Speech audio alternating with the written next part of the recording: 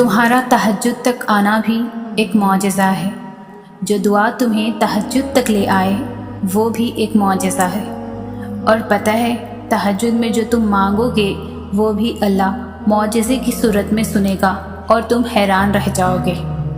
تہجد کی دعائیں جب نصیب کے روبرو آ کر کھڑی ہو جاتی ہیں تب کچھ بھی ناممکن نہیں رہتا، تب چاروں طرف سے کن کی صدا گونجتی ہے۔ تہجد کا خاموش سجدہ اور زار زار بہتے ہوئے آنسو اللہ کبھی بھی ضائع نہیں کرتا۔ تمہاری تڑپ دیکھ کر تقدیر کے فیصلے بدل دیے جاتے ہیں، تمہیں معجزوں کی راہ دکھانے کے لیے وسیلے بنا دیے جاتے ہیں، ناممکنات کے خدشات سے نکال کر تم کو تمہارے خواب حقیقت میں ڈھال دیے جاتے ہیں۔ وہ رب جو تم سے سب سے زیادہ پیار کرتا ہے وہ تمہیں صبر دیتا ہے، تمہیں ہمت دیتا ہے، تمہیں تہجد میں اٹھنے کی توفیق دیتا ہے۔ تو تم نے یہ کیسے سوچ لیا وہ تمہارے صبر کو شکر میں نہیں بدل سکتا؟ قبولیت اور معجزوں کے اشارے اللہ یوں بھی دیتا ہے کہ نہ تمہارے دل کو انتظار سے تھکنے دیتا ہے، نہ تمہاری زبان سے دعاؤں کا سلسلہ رکنے دیتا ہے۔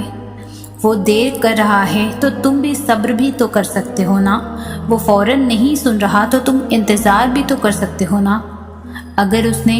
اگر اسے تمہارا مانگنا پسند آ گیا تو تم مایوس ہونے کے بجائے دعا کا وقت بھی تو بڑھا سکتے ہو نا۔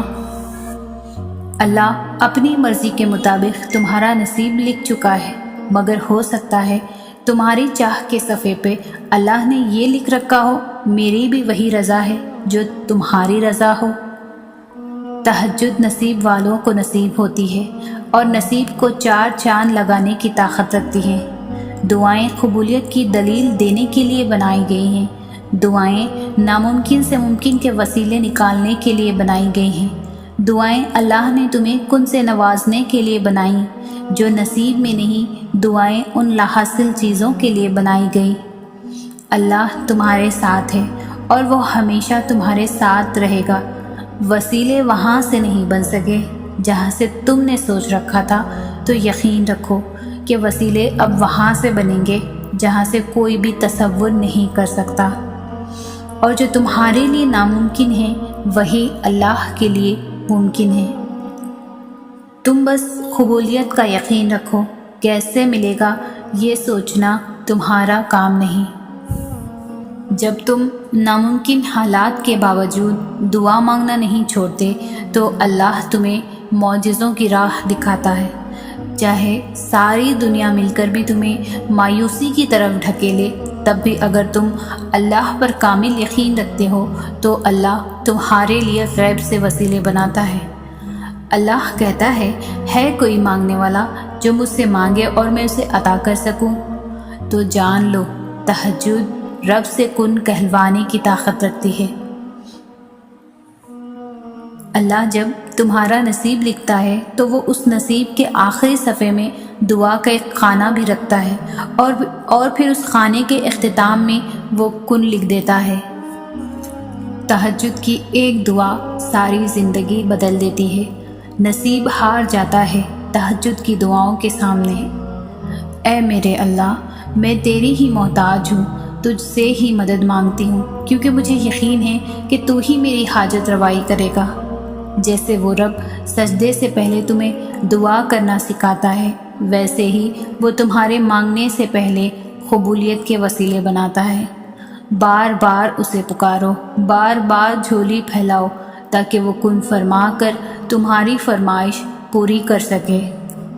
وہ دکھ جو رات بھر سونے نہیں دیتے، ان کی مرہم تہجد میں موجود ہے۔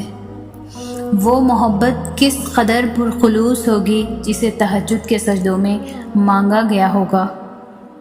مجھے معلوم ہے اسے کیسے منانا ہے، بس تہجد اور کچھ آنسو۔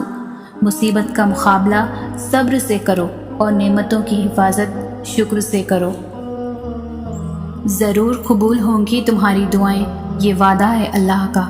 اللہ تمہاری بہتری کے لیے تاخیر ضرور کرتا ہے، لیکن وہ بھولتا نہیں ہے۔ تقدیر کا لکھا بدل دیتی ہے۔ تڑپ سے مانگی ایک دعا جو تم چاہتے ہو مانگو وہی ملے گا، ضرور ملے گا۔ اللہ نے اگر دل دعاؤں کی جانب موڑا ہے تو کچھ تو ہے، اس نے بدلنے کا سوچا ہے۔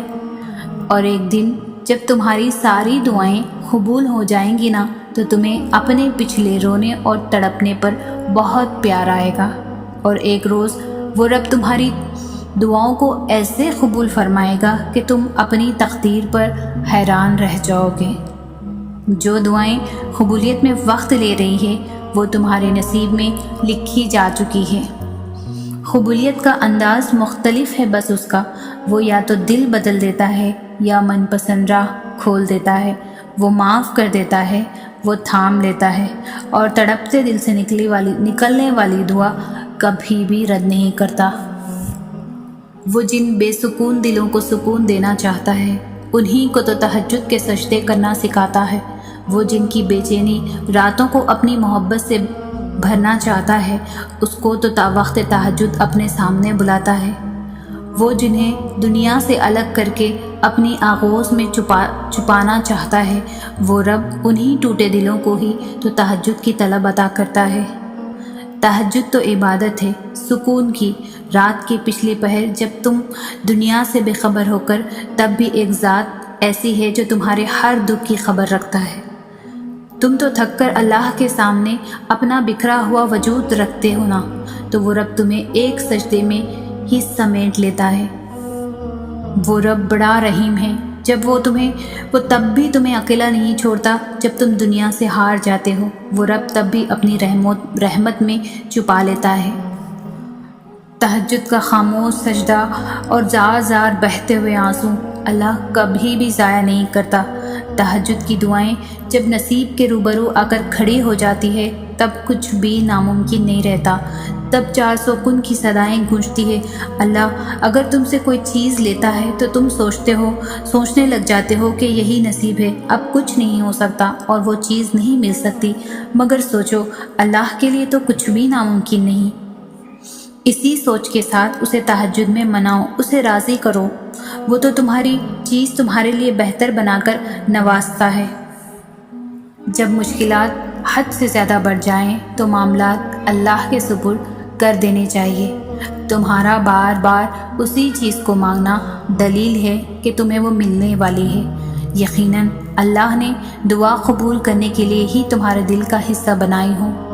پورا یقین رکھو اللہ کی رحمت اور اپنی دعاؤں پر، وہ تمہارے حق میں بہترین فیصلہ فرمائے گا۔ دعا کی توفیق اللہ اسے دیتا ہے جس کی دعا قبول کرنی ہو۔